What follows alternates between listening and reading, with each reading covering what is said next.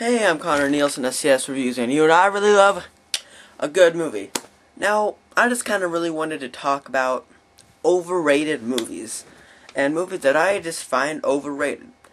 Now, a lot of people say that The Dark Knight is a really overrated movie, but not where I am. Where I am, a lot of people don't like it. And I find that really hard to believe, because some people like it, but a lot of people really don't like it.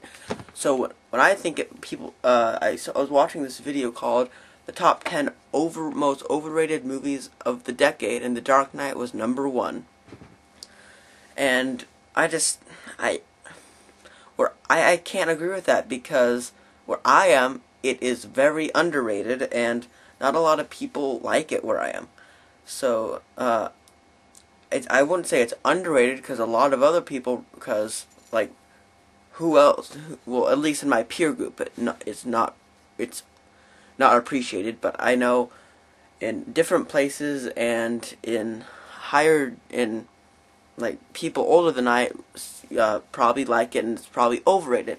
But for where I am, it's just rated for where I am.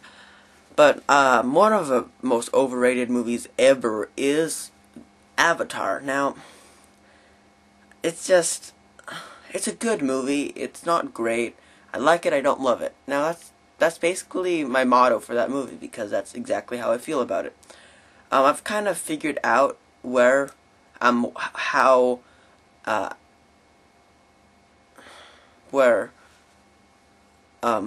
feel that Star Wars is better than Avatar. Now, I think I figured it out. There's more.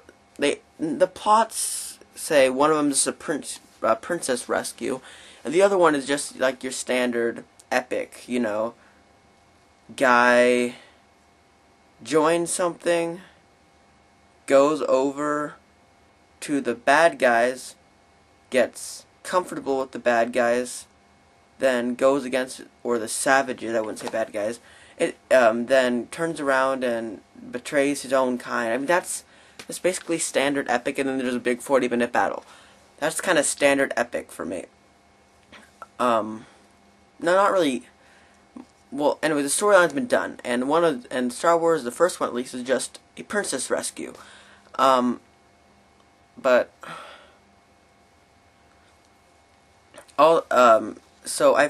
there's more plot behind Star Wars than there is behind Avatar. They're doing an Avatar 2, and I sure hope they develop and they put more plot behind the plot seemed too simple, and it seemed very simple in the first one, and in the first one there's so much going on that they needed to make a sequel, which is why Empire Strikes Back is like one of my all-time favorite sequels. They just unraveled it even more, and there's more storyline behind Star Wars than there is behind Avatar to begin with.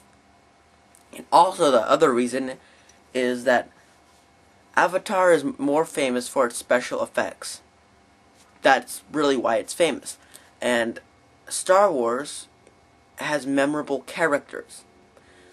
Avatar has memorable special effects. Star Wars has memorable characters. Who are you going to remember in 20 years more? I can't remember the guy in Avatar. Like, it was Roy Sullivan or something. Wasn't Roy, it started with a J, like Jim. It wasn't Jim. It was like Jake. Yeah, I think it was Jake. Jake. It was Jake Sully. I'm pretty sure that's what it was. Who are you gonna remember? Jake Sully, if that's his name? Jake Sully or Yoda? I know Yoda. Oh, no, he's really easy to come up with. Or Chewbacca. Who are you gonna remember? You're gonna remember Chewbacca, or Chewie, or Chewbacca, or whatever. Big Wookiee. You're gonna remember Chewbacca, or I say his name really weird, don't I? Chewbacca. But it's just you're gonna remember like a secondary character from Star Wars more than you're gonna remember the main character from Avatar. And another overrated movie is Alice in Wonderland. Ah, my goodness. I just really didn't like this movie at all. Where I am, or at least my peer group, they all love it. They say it's one of the greatest movies they have ever seen in their life. Let me rephrase that. Not rephrase, let me say that again. They said it was one of the greatest movies they've ever seen in their life. Obviously, they haven't seen Jaws. They haven't seen Citizen Kane. They probably haven't seen Inception because their IQ was under 100. And they probably haven't seen Shawshank. They probably haven't seen Up. Well, they probably saw Up and they're just like, oh, that's a little kid's movie. I can't like that. It's Pixar. It's my 6th favorite movie. I'm standing by it. And they probably don't want to, they don't want to like Star Wars because it's nerdy, but it's a great movie. But, so that's where and then in Alice in Wonderland, it's just, I did not like Johnny Depp as the Mad Hatter, because I'm not liking him in these movies that are pointed at the 8 to 12-year-old demographic. Because what he usually does is he puts on like this, like, oh, haha, and he puts on an accent, and he just goes, like, trying to act crazy. So I felt like Mad Hatter was just Jack Sparrow with makeup and a weird hat, and no, a top hat that's all burnt and whatever. And it says he doesn't bring anything new to the table. So. And I also thought that he wasn't crazy enough to be the Mad Hatter. Everyone goes, oh, but he was mad, but he seemed more depressed than crazy. Yeah, but he's supposed to be depressed. Well, look at the French hair. He is, like, on speed.